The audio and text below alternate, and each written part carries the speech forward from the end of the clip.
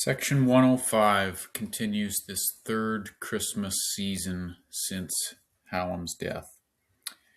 But it's the first Christmas that they're not at Summersby. He's left his childhood home.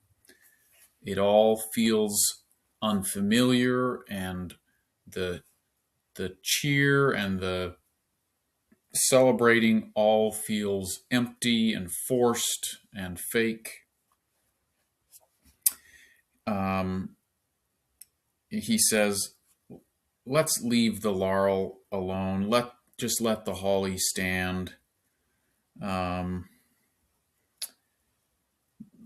no footstep beat the floor, nor bowl of wassail mantle warm. Mantle in this case is a little frothy surface covering that develops. So he's saying, let's not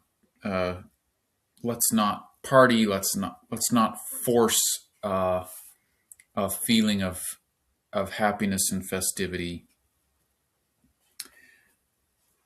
This line 19 and 20 to me is the most important of this section. For who would keep an ancient form through which the Spirit breathes no more? Why are we holding on to these traditions that don't have spirit and heart in them anymore? That's a really good question. A lot of times we think, at least I did until I got to know him, think of Tennyson and these kind of old Victorian, or even not just Victorian, but these older authors and poets and thinkers as kind of being stodgy and distant and stuck in tradition.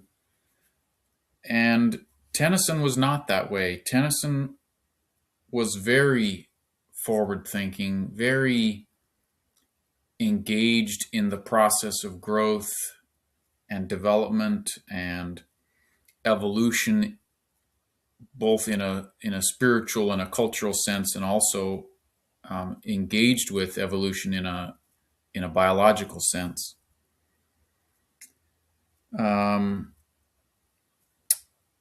So this question, who would keep an ancient form through which the Spirit breathes no more, is a really good question. It also brings to mind, I think it was G.K. Chesterton who said, before you tear a fence down, you ought to find out why it was put up in the first place. So one is an argument for conservatism, conserving the way things have been handed down to us by our elders. And the other is an argument for progressivism, saying just because they did it that way in the past doesn't mean we have to continue doing it in the future. Those are both important things to keep in mind. And probably there's a time and a place for both thoughts.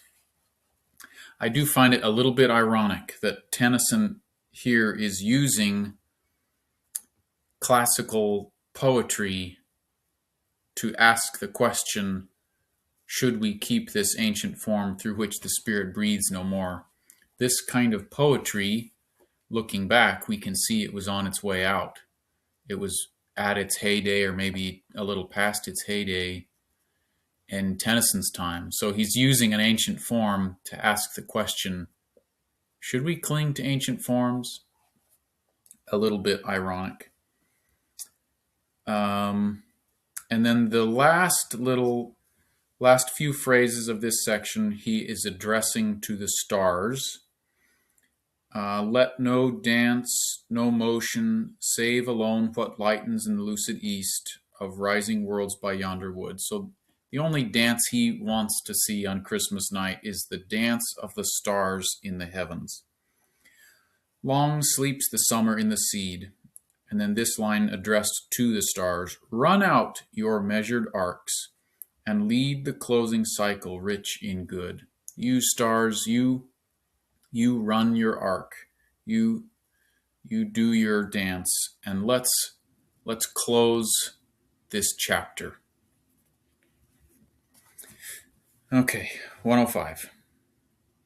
Tonight, ungathered, let us leave this laurel, let this holly stand. We live within the stranger's land, and strangely falls our Christmas Eve. Our father's dust is left alone, and silent under other snows. There in due time the woodbine blows, the violet comes, but we are gone. No more shall wayward grief abuse the genial hour with mask and mime. He's saying there, let's not pantomime and pretend to be festive. For change of place, like growth of time, has broke the bond of dying use. Let cares that petty shadows cast, by which our lives are chiefly proved, a little spare the night I loved, and hold it solemn to the past. But let no footstep beat the floor, nor bowl of wassail mantle warm, for who would keep an ancient form through which the spirit breathes no more? Be neither song, nor game, nor feast, nor harp be touched, nor flute be blown, no dance, no motion, save alone what lightens in the lucid east of rising worlds by yonder wood. Long sleeps the summer in the seed. Run out your measured arcs and lead the closing cycle rich in good.